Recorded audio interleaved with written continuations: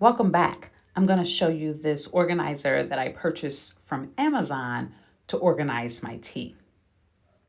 Here, you're going to see me assemble the shelves. In my hand, I have dowel rods. They're aluminum.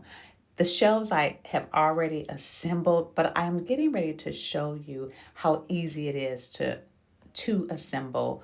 First, you take the lower shelf and you insert these little metal or aluminum rods into the base of the shelf to hold up the top shelf that you're going to put on in there. And it has like a little drawer that kind of like slides out, which I thought was really, it's perfect. Now you're going to watch me or see me assemble some teas. I have a variety of teas.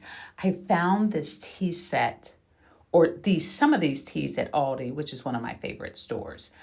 It came in a gift set and it had like mint and some other chocolate tea. I love chocolate tea. But so I thought I'd try this set.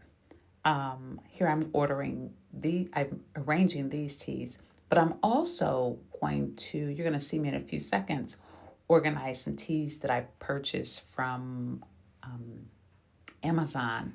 They're, they're a little different. It's a darker tea, but I hope you enjoy this video and thank you for watching.